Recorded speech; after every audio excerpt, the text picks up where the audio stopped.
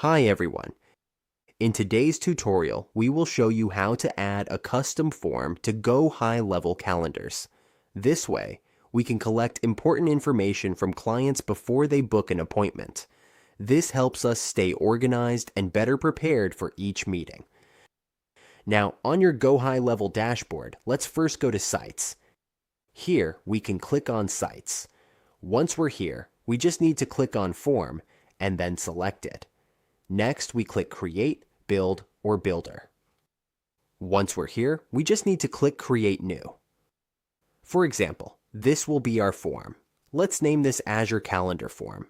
Now, as we are here, we just have to edit the sections. If we want to delete something, we can delete it. We can change the names, for example. Let's just say Book. We can also change this by adding some elements, like putting in cities or states. If we want to add the country, we can drag it here. As you can see, once we're done, we just need to click Save. Once it's saved, just go back. As you can see, here is our calendar form. Now, to add this to the calendar, we just have to click Settings and then go to Calendars.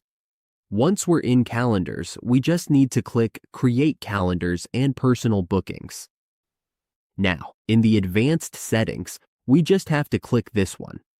Under the Advanced section, we just need to click the Advanced drop-down, go to Advanced Settings, and click Form and Confirmations. As you can see, we can choose a form here, and we will click the calendar form that we have created. Once done, we just need to click Save and Save Changes. That's how we can add a custom form to our Gohighlevel calendar in just a few simple steps. Now, we can gather the details we need ahead of time and streamline our scheduling process.